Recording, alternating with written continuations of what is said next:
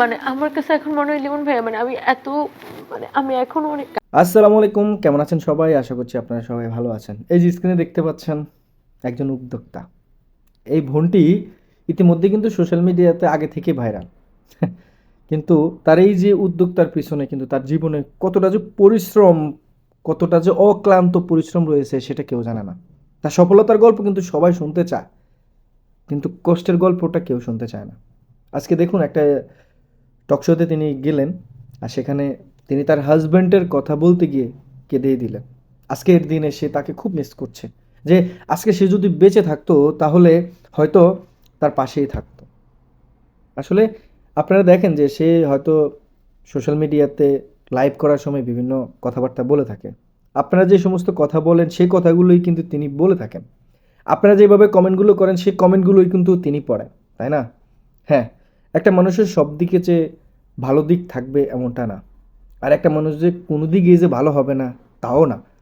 ভালো মন্দ মিলিয়ে মানুষের জীবন। দেখুন, দিন শেষে একটা বিষয় খেয়াল করলেন আপনারা, যে সে কেন তার স্বামী দুনিয়ার মায়া ত্যাগ করে যাওয়ার পরও সে কেন লাইভে আসতেছে, সে কেন ব্যবসায়িক মানে তার ব্যবসায়িক যে কাজগুলো আছে কাজকর্মে কি কেন সে মনোযোগ দিচ্ছে, আপনারা এটা নিয়েও তাকে তোল করছেন। সে কী করবে বলেন? খেতে হবে না? তার ছেলে মেয়ে নাই? তার কি সংসার নাই? এই যে এতগুলো মানুষ কাজ করে তার ব্যবসায়, তাদের কি মাসিক বেতন দিতে হবে না? সব কিছু মিলিয়ে কি তার একটা খরচ নেই? তো সে যদি চুপচাপ এভাবে বসে থাকে তাহলে হবে? আসলে সফলতার গল্প সবাই শুনতে চায়, কিন্তু দুঃখের গল্পটা কেউ শুনতে চায় না। কষ্ট যখন নিজের মধ্যেই থাকে, সেটা দেখারও কেউ থাকে না। দিন শেষে সবার একটাই আগ্রহী থাকে, যে সফলতার গল্প সবাই শুনতে চায়, কিন্তু পিছনের গল্পের মধ্যে যে কষ্টটা লুকিয়ে আছে এটা কেউ শুনতে চায় না। তাকে দেখেছেন, সে মোটামুটি এখন ভালো একটা অবস্থানে আছে। তার কয়েকটা বিজনেস, তিনি বিভিন্নভাবে এখন ভালো একটা পারফর্মে আছেন, সবাইকে নিয়ে ভালো থাকতে চান। আজকে সে যদি আপনাদের কথা অনুযায়ী যদি সে যদি চুপচাপ থাকে, একদম গুটিয়ে বসে থাকে, তাহলে এত কিছু চলবে কিভাবে তার?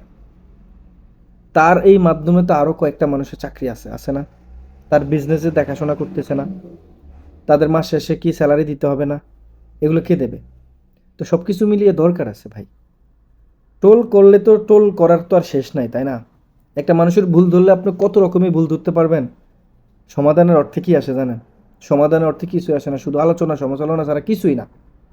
তো আসুন, আলোচনা সমালোচনা বাদ দিয়ে সঠিকভাবে একটা মানুষকে তার জায়গা থেকে চিন্তা ভাবনা করুন, এবং যতটুক পারেন সাপোর্ট করবেন। আর যদি ভালো না লাগে তাহলে ইগনোর করবেন, ব্যাস এতটুকুই। কিন্তু প্রতিহিংসাটা করবেন না প্লিজ। কারণ এই প্রতিহিংসা করেই আজকের দিনে দেখবেন যারাই প্রতিহিংসা করেছে কিন্তু তারা কিন্তু সফলতা অর্জন করতে পারেনি।